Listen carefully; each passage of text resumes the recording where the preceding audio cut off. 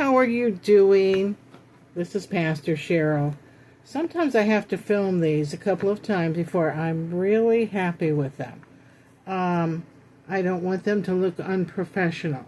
So anyway, we are in a Bible study, if you remember, and we are going through the Synoptic Gospels, Matthew, Mark, and Luke, and we are up to Matthew 4 and a preaching journey in Galilee. So it's Matthew 4, Mark 1, and Luke 4. So if you could see this. Matthew, Mark, Luke. If you notice, Matthew's got more words in it than Mark and Luke. They say pretty much the same thing. Then on the next page, Matthew, Mark, and Luke. Things are turned around. And so I will read you the story and we will discuss it. It's a short story. And then, of course, I have a few little illustrations. Matthew 4, 23, 25. Now, I'll write these down for you.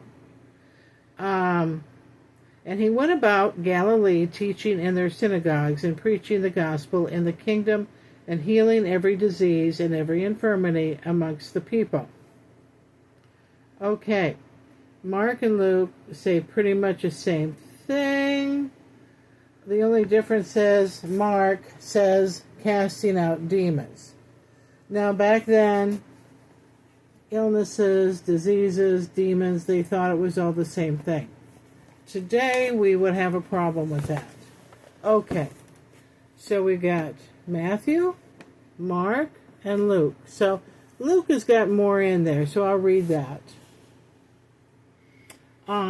First, Matthew starts out he has one sentence, the other two don't have. And his fame spread throughout Syria, and they brought him all the sick. And those who were troubled with unclean spirits were cured. And the crowd sought to touch him, for power came forth from him, and he healed them all.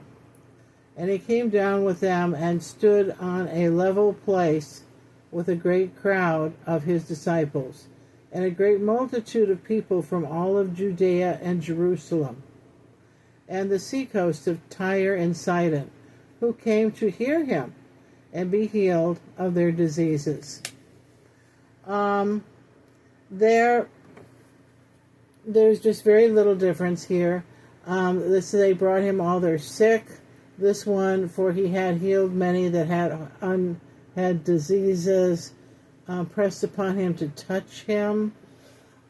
Great multitude from Galilee followed, also from Judea, Jerusalem, Idumea, and beyond the Jordan, about Tyre and Sidon.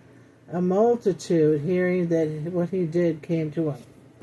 And say, well, where did he do this? It says that he was going from one synagogue to another, and we know that he never traveled further than 30 miles from his home. And so it was up in that upper Judea area, up around the Dead Sea, and where he did all of his fishing up there. Excuse me. And so anyway, I'm dry. And so anyway, as illustration, I would love, a ministry like this where you're traveling and whatever. I would think that would be a great deal of fun. I do something similar, but not quite. I had a great-great-grandfather who was a circuit rider for the Methodist Church. When our country first was founded and started. And so he was called into the pastoral ministry, and he just rode his horse all over. I don't know if he had a 2-point charge or a 3-point charge, which means 2 little churches or 3 little churches, that you ride a circuit from one to the next.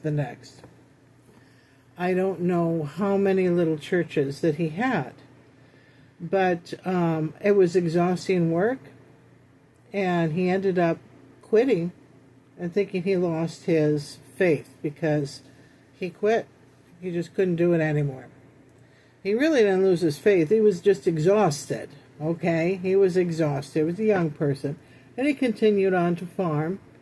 And then we have had a few other preachers in the family. A number of them, really, quite a bit. And I'll tell you about it as we continue on with some stories here. We have, talk about preaching and, ministry. We have a meditation garden in Goose Hollow, which is the area that was founded by our black settlers, escaped slaves. They were escaped slaves back in the 1850s.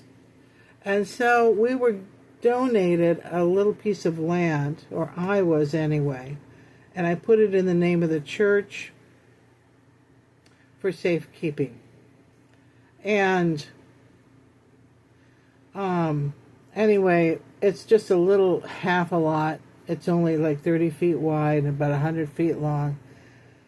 All wooded. We cleared out the center lot. It's a tiered lots. And so our tier just cleaned out that one area where it was flat. And we put in a little outdoor chapel, and then we have some chairs and tables. And you know how many churches do not have a meditation garden or an outdoor chapel? When you drive around town, take note. Like, oh, this one's got a little corner over there where they could sit and enjoy it. Very few churches. So, I contacted several yesterday, and I've been stuffing envelopes. And with our old flyers, the old flyers are just as effective as the new ones. And write a note and called them up. Said, you are welcome to use the meditation garden. There's shade down there. It's cooler than the rest of wherever. Because you probably have some church members who want to sit out in the parking lot in a folding chair just so they can visit and talk. Then like, oh my gosh, it had to be close to 100 degrees yesterday. So, we'll take down some water down there. Big case of it. Throw it out in the middle of one of those tables. It seems to have no sense at all to keep this garden, meditation garden, mowed and pay for it when only a few of us go down there. So I contacted also Churches United. That's over 100 churches in our area. All are connected with Churches United. And we are a Churches United church. Even though we're a house church, we're a Churches United church.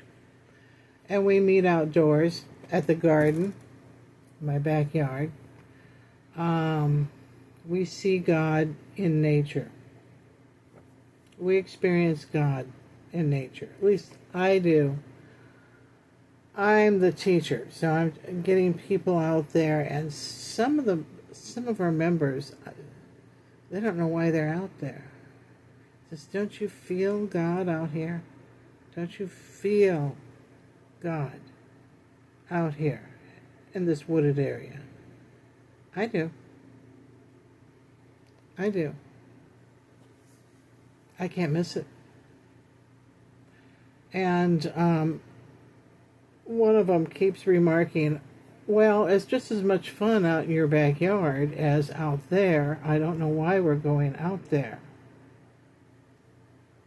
He's kind of missing the point. We also meet people out there.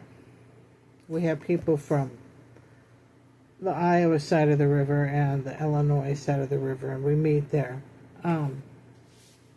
It's a good place to meet. So we will see what we can do as far as helping these area churches, and I'm hoping to build up one of them. And we'll also kind of teaching that. Remember I told you about the crazy neighbor? We have a crazy neighbor. he likes to come out of the house and yell at people because he thinks he owns the road. And so that was kind of the point. We have one church that's affiliated with the NAACP. Yeah, it's an old black church. And so I invited them to the meditation garden because they have absolutely no land at all around their church. Most they could do is pull a chair out the back door and sit up against the building. They have no land. In fact, no place to park. And so they will enjoy going down there, and if that crazy guy comes out and yells at them, he'll be yelling at the NAACP. Okay. Now, one of our members, I was telling him about this, he has no sense of humor. He doesn't get it. I get it. I'm thinking like, oh gosh, it's going to be so funny. But, and he'll be yelling at the wrong little old ladies. These are little old ladies. Little walkers. And they toddle on down there. And he'll come out and scream at them.